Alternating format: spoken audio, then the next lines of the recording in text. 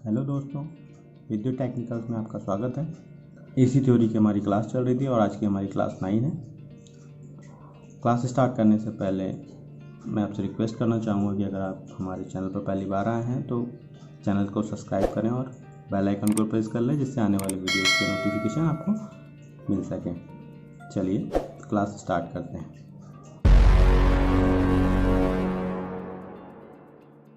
तो आज का हमारा टॉपिक है इम्पीडेंस यानी प्रतिबाधा।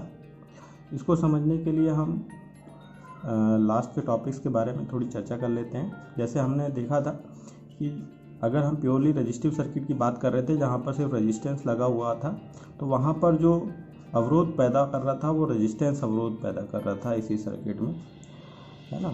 और इसे हम आर से प्रदर्शित करते हैं। फिर उसके बाद हमने पढ़ा था इंडक्टिव रिएक्टेंस और कैपेसिटिव रिएक्टेंस।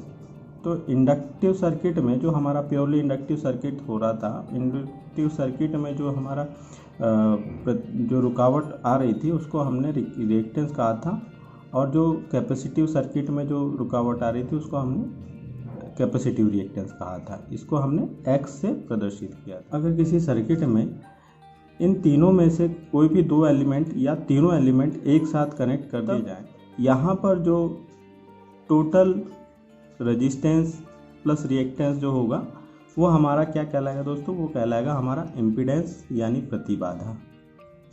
और इम्पीडेंस का फॉर्मूला होता है हमारा Z √R² plus XL minus XC²। इस तरह से हम जो है इम्पीडेंस निकालते हैं, और इसकी जो यूनिट होती है, इसकी यूनिट भी ओम्स होती है। आज का हमारा दूसरा टॉपिक पावर फैक्टर है दोस्तों। पावर फैक्टर यानी शक्ति गुणक, ये बहुत ही इम्पोर्टेंट टॉपिक है। इसके रिलेटेड बहुत सारे क्वेश्चन भी बनते हैं और बहुत सारे लोगों को इसमें बहुत कन्फ्यूज़न रहता है, इसीलिए इस टॉपिक को समझना बहुत ज़रूरी है। अगर हम इसकी परिभाषा की बात करें तो इसकी 2-3 तरीके से परिभाषा दी जा सकती है। जैसे पहली, वास्तविक शक्ति तथा आभासी शक्ति के अनुपात को शक्ति गुणक कहते हैं, ये कहलाता है।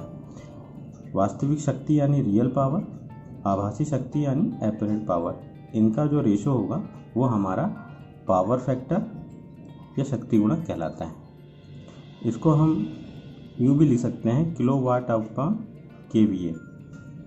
दूसरी परिभाषा की बात करें तो रेजिस्टेंस और इम्पीडेंस का अनुपात भी दोस्तों हमारा पावर फैक्टर कहलाता है, और इसको हम cos phi से डिनोट करते हैं। एक परिभाषा और है इसकी दोस्तों कि वोल्टेज तथा करंट के बीच बने कोण को शक्ति गुणक कहते हैं। एग्जाम्पल के लिए मान लीजिए कि ये हमारे पास कोई एनर्जी सोर्स है, जहाँ से हमें 1000 kVA की पावर मिल रही है, और ये जो पावर होती है दोस्तों ये अपरेंट पावर या आभासी शक्ति कहलाती है। यहाँ पर जो हमें मिलता है वो हमें मिलता है दोस्तों वोल्टेज और करंट, और जो पावर हम यूटिलाइज़ कर पाते हैं हमारी मशीनों के थ्रू वो हमारी रियल पावर होती है, और यहाँ पर हमारा मल्टीप्लिकेशन हो जाता है VI के साथ में पावर फैक्टर का।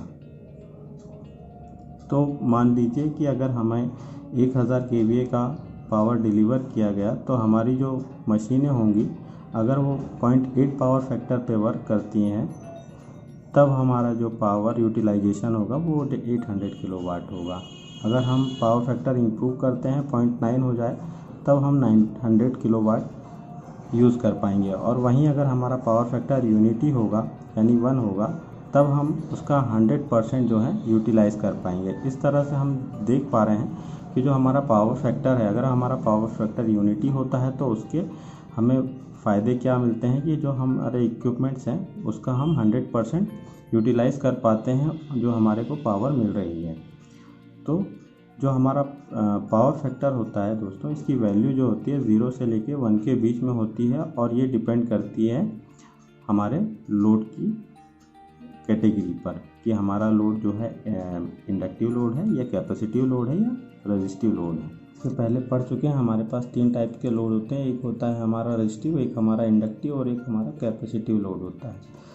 तो हमने देखा था कि जो हमारा रेजिस्टिव लोड होता है, रेजिस्टिव लोड की अगर हम एग्जांपल की बात करें तो हमारा इनकैंडिसेंट लैंप जो होता है, हमारी प्रेस जो होती है, वाटर हीटर, और इसी टाइप के हीटिंग एलिमेंट जो होते हैं वो हमारे रेजिस्टिव लोड में आते हैं। रेजिस्टिव लोड जो होते हैं वो यूनिटी पावर फैक्टर पे वर्क करते हैं, जो हमारा यूनिटी पावर फैक्टर होता है। हम वहीं इंडक्टिव सर्किट की बात करें तो इंडक्टिव सर्किट में जितने भी मोटर्स हैं या जितने भी वाइंडिंग्स वाले इक्विपमेंट्स हैं वो सारे इंडक्टिव सर्किट कहलाते हैं। और दोस्तों यहाँ पर जो हमारा पावर फैक्टर जो होता है वो पावर फैक्टर हमारा लैगिंग होता है।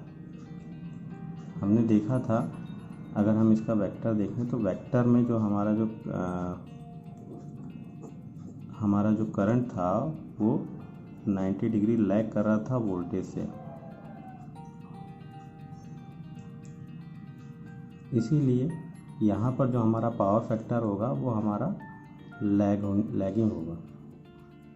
तीसरी चीज़ हम बात करें कैपेसिटिव सर्किट की, तो यहाँ पर कोई लोड होता नहीं है। जो हम कैपेसिटर हम यूज़ करते हैं वही हमारा कैपेसिटिव लोड कहलाता है। और यहाँ पर भी जो है हमारा करंट जो होता है यहाँ पर वोल्टेज से 90 डिग्री लीड करता है। तो ये हमारे 3 टाइप के लोड होते हैं दोस्तों, और इन्हीं पर जो है हमारा पावर फैक्टर डिपेंड करता है। इसके और भी क्या एडवांटेज है दोस्तों वो देख लेते हैं। तो जैसा कि हमने पहला एडवांटेज देखा कि हम हमारे जो इक्विपमेंट्स हैं उनका 100% पावर का यूटिलाइज़ कर पाते हैं। दूसरी चीज़ ये होती है दोस्तों कि जो हमारा पावर फैक्टर होता है, पावर फैक्टर के कारण हमारा जो करंट होता है उस पर भी इफ़ेक्ट पड़ता है। क्या इफ़ेक्ट पड़ता है ये देख लीजिए। मान लीजिए एग्जांपल के लिए हमने अगर 2 मोटर ले ली जो 5000 वाट की है और उसे हमने 220 वोल्ट सप्लाई दी। अगर मान लीजिए एक मोटर जो है हमारी 0.8 पावर फैक्टर पे वर्क करे और दूसरी 1 यूनिटी पावर फैक्टर पे वर्क करे, तब देखें दोस्तों यहाँ पर अगर हम करंट की वैल्यू निकालें तो करंट की वैल्यू जो है हमारी, यहाँ हमारा ये फार्मूला होता है P VI cos phi।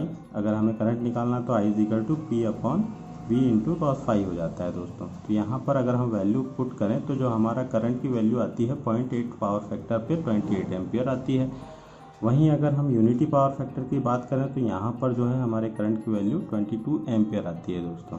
तो यहाँ पर हम देख सकते हैं कि यूनिटी पावर फैक्टर पे हमारे करंट की वैल्यू जो है रिड्यूस हो जा रही है, और जो हमारी करंट की वैल्यू रिड्यूस हो जाएगी तो सीधी सी बात है जो हमारे कंडक्टर का साइज़ है वो भी हमारा रिड्यूस हो जाएगा। तो ये हमारे यूनिटी पावर फैक्टर के बेनिफिट्स हैं दोस्तों।